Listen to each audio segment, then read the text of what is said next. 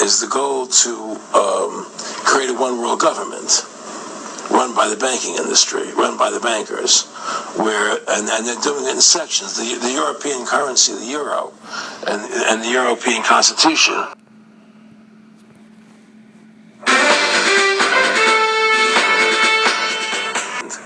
Is the goal to create a one world government run by the banking industry, run by the bankers, and they're doing it in sections. The European currency, the euro, and the European Constitution is one part of it.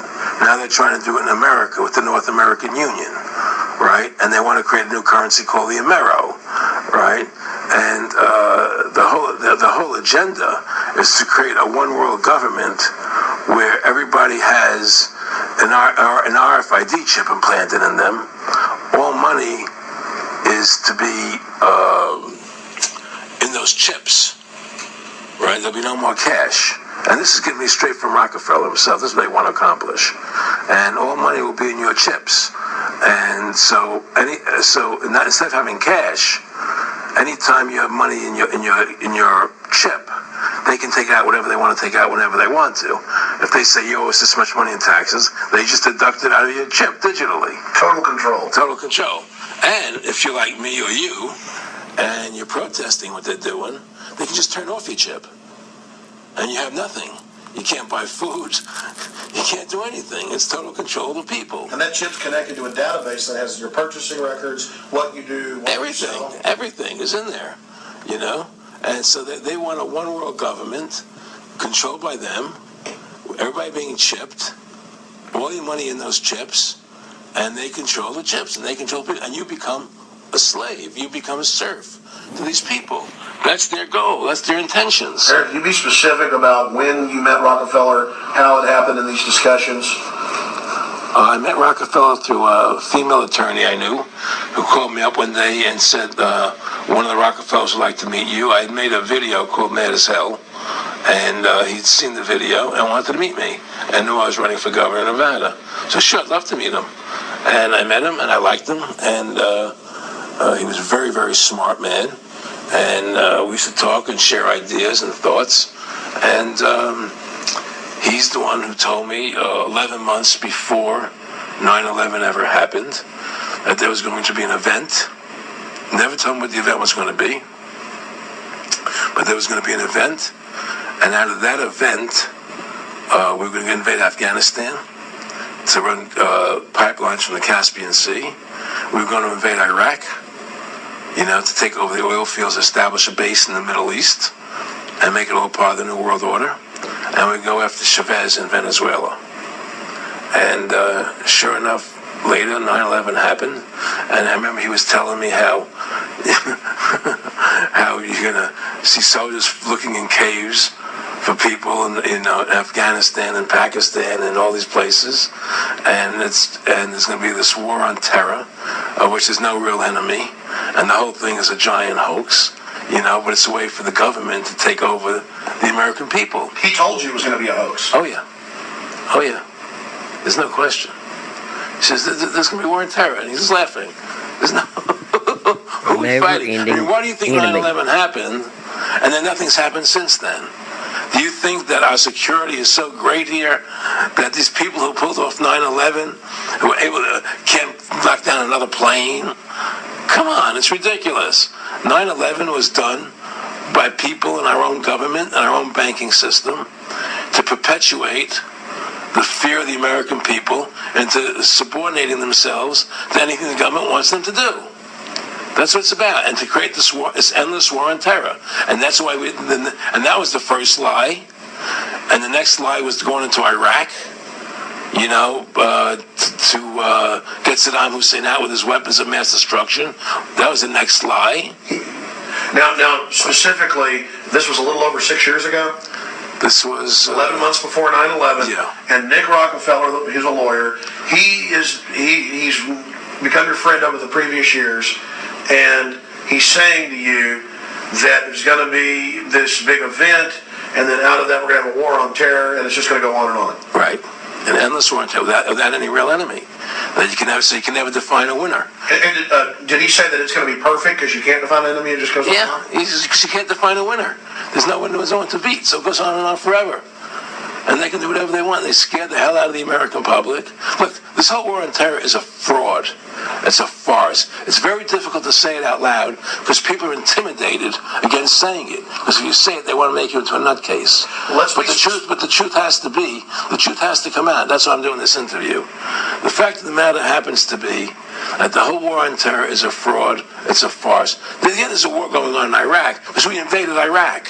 And people over there fighting, But the war on terror, it's a joke, And until we discover what really happened on 9/11 and who was responsible for 9/11, because that's where the war on terror emanates from. That's where it comes from. It was 9/11 that allowed this war on terror to begin. And until we get to the bottom root of 9/11, the truth of 9/11, we'll never know about the war on terror. Aaron, you said that he was, and I think it's important, and I know this about the Rockefellers from Dr. Dennis Cuddy and many others who literally, he'll be 20 years old in a lunch line at college, and there's David Rockefeller. And they're experts at recruiting and getting what they call players, and that clearly he was, I don't want to make it specific and just get you to reiterate what you said last night about you got 30% of the vote, you were having an effect, you made mad as hell, they knew that you'd started the Constitution Party, they knew that you were somebody who was taking action and getting things done, you'd already made some big films, had a lot of other successes, right. So they were trying to recruit you, and didn't it come down to the point of, hey, we are here to recruit you, and don't worry, your chip's going to say, don't mess with us, this guy's don't touch. Yes, that did happen. I was definitely being recruited, but it's more subtle than that. Well, in your words, just go through the process, and then what he said. Well, what it is remember we were friends, and we used to come to my house a lot. We'd have dinner, we'd talk, and he'd tell me about business investments, how you get involved in, or they would help me with this business investment or that business investment. And was I interested in joining the Council on Foreign Relations? I would have to get a letter to join them, but was I interested in that? And just stuff, leading you on. And I used to say to him that I never really did that because that wasn't where I was coming from. As much as I like you, Nick, your ways and my ways we're on the opposite side of the fence. I don't believe in enslaving people, and he would come back with, oh, I do? Or? Well, it would be more like, It's better for them. Well, it's more like, how do I put it? It was like, what do you care about them? What do you care about those people? What difference does it make to you? Take care of your own life. Do the best you can for you and your family. What do the rest of the people mean to you? They don't mean anything to you. They're just serfs. They're just people. It was just a lack of caring, and that's just not who I was. It was just sort of like cold, it was just like cold, and I used to say to him, what's the point of all this? You have all the money in the world you need. You have all the power you need. What's the point? What's the end goal? And he said the end goal is to get everybody chipped, to control the whole society, to have the bankers, the elite people, the bankers and some governor controlling the world. And I said, do all the people in the Council on Foreign Relations believe this way you do? He said, no. Most of them believe they're doing the right thing.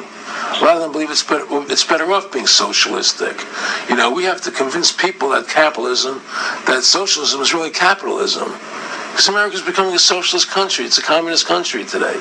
Well, one of the things they told me was that he was at the house one night, and we were talking, and he started laughing. He said, Aaron, what do you think women's liberation was about?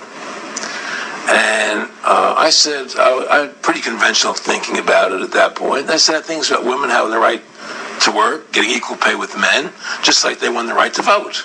And he started to laugh. He said, you're an idiot. And I said, why am I an idiot? He said, let me tell you what that was about.